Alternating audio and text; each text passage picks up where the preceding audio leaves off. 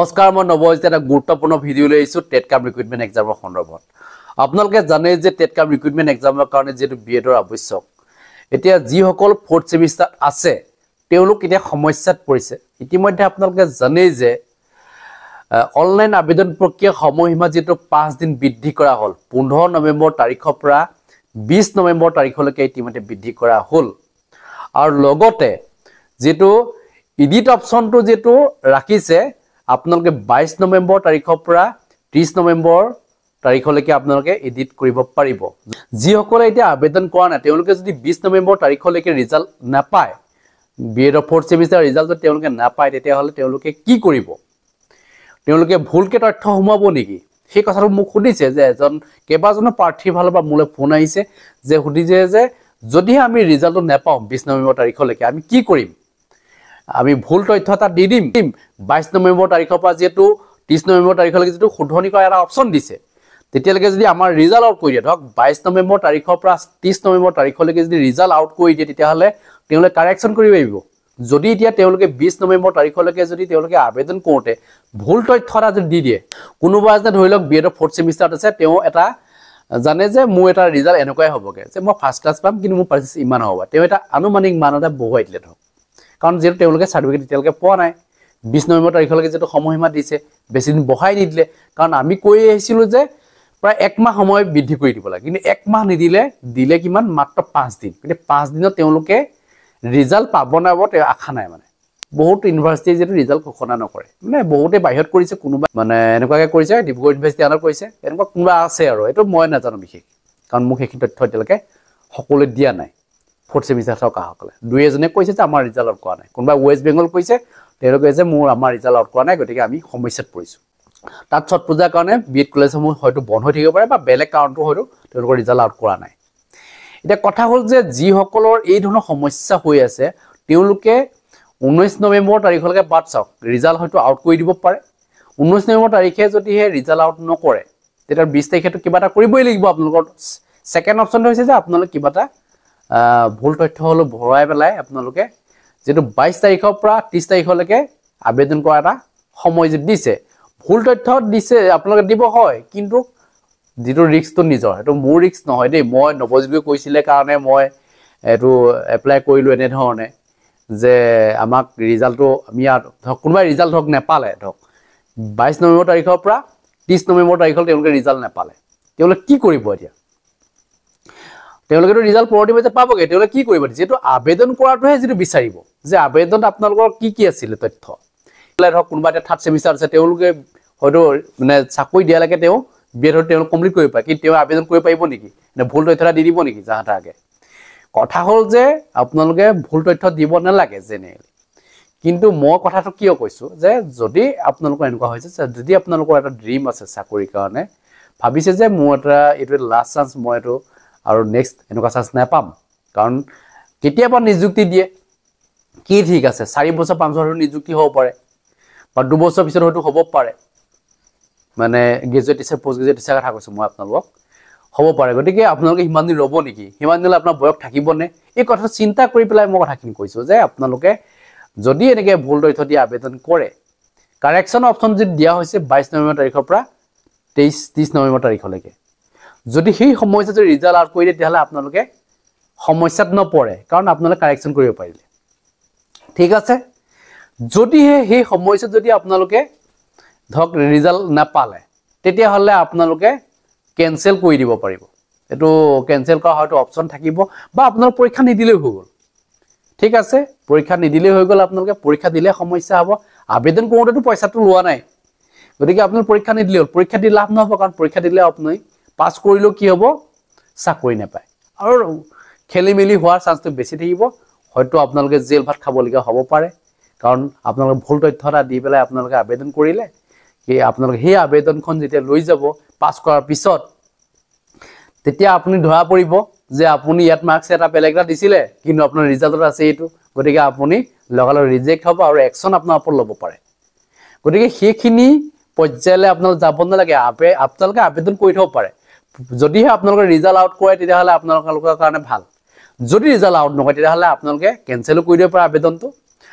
যদি কেনচেল আপোনালোকে নকৰে, তেতিয়া পৰীক্ষা নিদিব আপোনালোকে। পৰীক্ষা নিদিলেই হ'ল এনেকুৱা নহয় যে আপুনি আবেদন কৰি পৰীক্ষা দিবই বুলি চৰকাৰে কোনো দাবী কৰিব নোৱাৰে যে আবেদন কৰিলে আপোনালোক কিয় নাহিলে আপোনালোক ঘৰৰ পৰা ধৰি নানেগে যে আপুনি পৰীক্ষা কিয় নিদিব বুলি এইটো এটা মই আপোনালোক উপদেশ দিছোঁ কাৰণ মোৰ ফালৰ পৰা বহুতে জানিব বিচাৰে যে কি কৰিম এই কথাখিনি মই আপোনালোক ভিডিঅ'কে জনাইছোঁ কথাবিলাক যে এই কথাবিলাকেই যে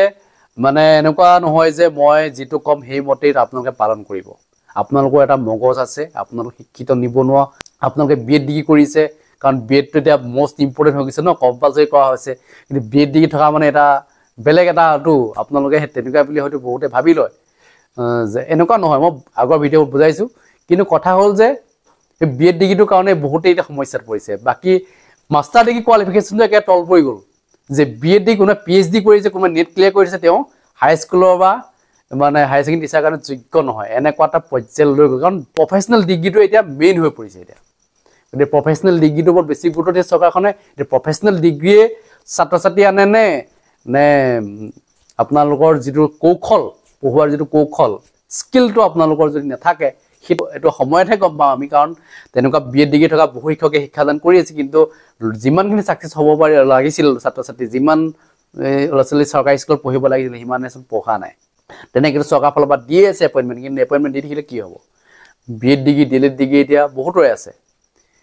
বহুত মানে নতুনকৈ টেটত পাছ কৰা বহু শিক্ষক গৈছে কিন্তু ল'ৰা ছোৱালী কিয় কমি গৈছে এই কথাবিলাক আমি চাব লাগিব চিন্তা কৰি চাব লাগিব আচলতে আমি কোৱালিফিকেশ্যনে বিচাৰি আছোঁ নে আমি ছাত্ৰ ছাত্ৰীৰ জীৱনক লৈ আমি চিন্তা কৰিছোঁ ছাত্ৰ ছাত্ৰীয়ে আমাৰ পৰা কি বিচাৰে ছাত্ৰ ছাত্ৰীয়ে কেনেধৰণৰ শিক্ষা বিচাৰে সেইটো আমি বেছি গুৰুত্ব দিছোঁ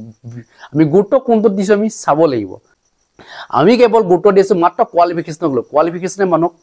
মানে সুশিক্ষা দিব পাৰে নেকি মোৰ দৰেতো বহুত মানুহ আছে গতিকে বহুত মানুহে ভিডিঅ' বনাই পেলাই কথাখিনি বুজাব পাৰেচোন কিয় বুজাব নোৱাৰে আৰু তেওঁলোকৰ কথাবিলাক কিয় আকোৱালি নলয় এনেকুৱা কথা কিছুমান আছে যে তাৰ মাজতে হয়তো বাছনি কৰি মোক চিলেকশ্যন কৰিছে যে আপুনি কথাখিনি কৈ দিয়ক যে এনেকুৱা মোৰ বহুতৰ ফোন আহে তেনেকৈ যে আপুনি ক'লে মই বিশ্বাস কৰিম যে আপোনাৰ কথাখিনি ৰাইট হয় বুলি এনেকুৱা কিছুমান কলো আহে মোলৈ একচুৱেলি মানে কি মই ভুল তথ্য এটা বা আপোনালোকৰ বিপদত পৰা কিছুমান কাম মই নকৰোঁ মানে কিছুমানে ভাবি লয় যে এতিয়া ধৰক মই কৈ আছিলোঁ যে বিএড কম্পালচৰি কৰিব নালাগে এই কথাবিলাক সকলোৱে সমৰ্থন কিয় নকৰে কাৰণ এইটো এটা কণ্ট্ৰভাৰ্চিয়েল যিটো কথা কাৰণ একাংশই বিএড কৰিছে একাংশই বিএড কৰা নাই বিএড নকৰাসকলক মই যেটো মানে এপ্লাই কৰাৰ কাৰণে সুযোগ দিবৰ কাৰণে মই কৈ আছিলোঁ গতিকে কণ্ট্ৰভাৰ্চিয়েল কথাবিলাকত বহুতেই ভাল পায় বহুতেই বেয়া পায় গতিকে সেইখিনি থাকিবই এনেকুৱা নহয় যে মই এইটো একে নোৱাৰি বুলি যে বিএড নাথাকিলে মানুহে পঢ়াব নোৱাৰে বুলি কোনো লিখা নাই আগতেতো বহুতেতো তেনেকৈ বিএড নকৰাকৈ শিক্ষাদান কৰি গ'ল তেওঁলোকে মানুহ গঢ়ি থৈ গ'ল তেওঁলোকক আমি বিএড ডিগ্ৰী নাই বুলি তেওঁলোকক অপমান কৰিব নোৱাৰোঁ আমি কোনোবাই বিএড ডিগ্ৰী থাকিল বুলি তেওঁ যে বহুত কিবা জানে বহুত জানে তেওঁ কাৰোবাৰ বিএড ডিগ্ৰী নাই কাৰণে তেওঁ নাজানে এনেকুৱা নহয় মানুহৰ শিক্ষাটো আপোনালোকে মানে কোৱালিফিকেশ্যনক লৈ পেলাই তুলনা কৰিব নোৱাৰে গম পাইছে আপোনালোকে আমি খুব কম পঢ়া মানুহকো বেছি সন্মান কৰোঁ আমি আপোনালোকে নিশ্চয় জানে তেওঁলোকৰ নাম যিবিলাকে নেকি মেট্ৰিক পাছ কৰি এতিয়া যিটো স্থানত আছে কোনোবা মানে এতিয়া যাদৱ পায়েঙৰ কোৱালিফিকেশ্যন কিমান মাত্ৰ 8 পাছ গতিকে আমি সন্মান কৰিছোঁ নাই কৰা আমি তেখেতৰ কোৱালিফিকেশ্যন চাব লাগিছিল কিন্তু কোৱালিফিকেশ্যন চোৱা নাই কাৰণ তেখেত অৰণ্য মানৱ কাৰণে আমি কি কৰিছোঁ তেখেতক সন্মান কৰিছোঁ কাৰণ এইটো আমি স্বীকৃতি দিছোঁ তেখেত অৰণ্য মানৱ হিচাপে গতিকে সেইকাৰণে আমি কোৱালিফিকেশ্যনলৈ যোৱা নাই এনেকুৱা শচীন তেণ্ডুলকাৰ কিমান পঢ়ানো MS ধোনী কিমান পঢ়া বিৰাট কোহলি কিমান পঢ়া মেক্সিমাম হায়াৰ ছেকেণ্ডেৰী পাছ আছে গোটেইখিনি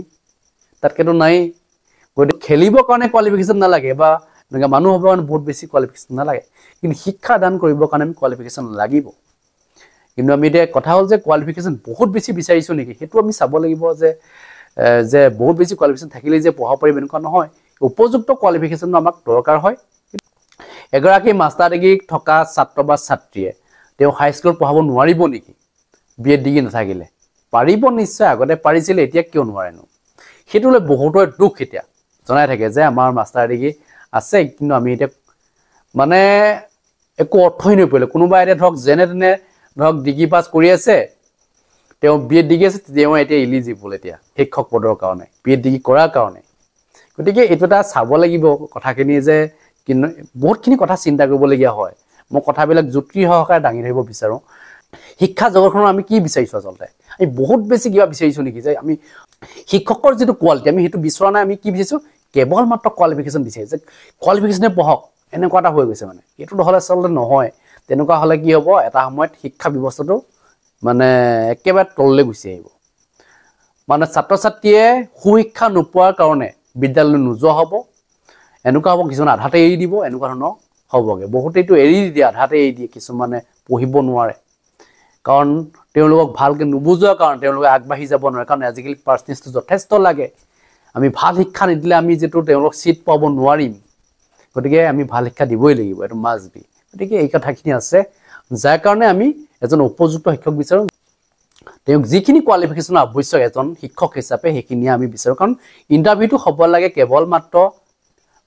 তেখেতৰ স্কিলৰ ওপৰত তেখেতৰ পঢ়োৱা স্কিলটো কেনেকুৱা ধৰণৰ আমি সেইটো ওপৰত বেছি গুৰুত্ব দিব লাগে গতিকে এনেকুৱা ধৰণৰ ইণ্টাৰভিউ যদি নহয়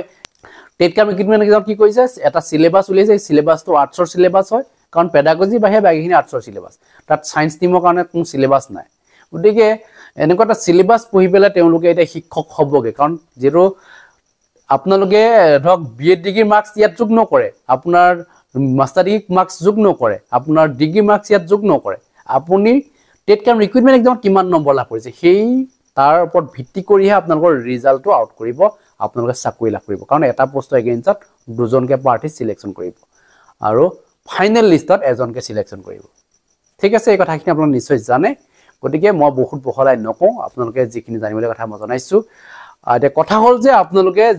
যিসকল এতিয়াও 4th সেমিষ্টাৰত আছে তেওঁলোকে যদি আবেদন কৰিম বুলি ভাবিছে তেতিয়া হলে আপোনালোকে এইখিনি নিজৰ ৰিস্ক আপোনালোকে ৰিস্ক লৈ মেলি আবেদন কৰিব পাৰে কাৰণ কাৰেকচন অপচন যে দিছে 22 নৱেম্বৰ তাৰিখৰ পৰা 30 নৱেম্বৰ তাৰিখলৈকে আপোনালোকে চাই লওক 19 তাৰিখলৈকে আপোনালোকৰ ৰিজাল্ট যদি আউট কৰি তেতিয়া হলে ভালেই আপোনালোকে বিন্দাস থাকিব পাৰে যদি আপোনালোকৰ ৰিজাল্ট আউট নকৰে তেতিয়া হলে আৰু দিন যে বহাই দিব এনেকুৱা মই বহুত বেছি আশা নকৰো কিন্তু বহুতে মোক জনাইছে যে আৰু দিন বহাই দিব লাগিব জনাই আছে যেটো 20 তাৰিখলৈ বহাই দিলে তেওঁলোকৰ মতে এটা 15 ডিসেম্বৰ তাৰিখলৈকে দিব লাগে কাৰোবাক 15 ডিসেম্বৰ তাৰিখলৈকে দিয়া হল তেওঁলোকৰ ৰিজাল্ট আউট হয় আৰু তেওঁলোকে আবেদন কৰিব পাৰে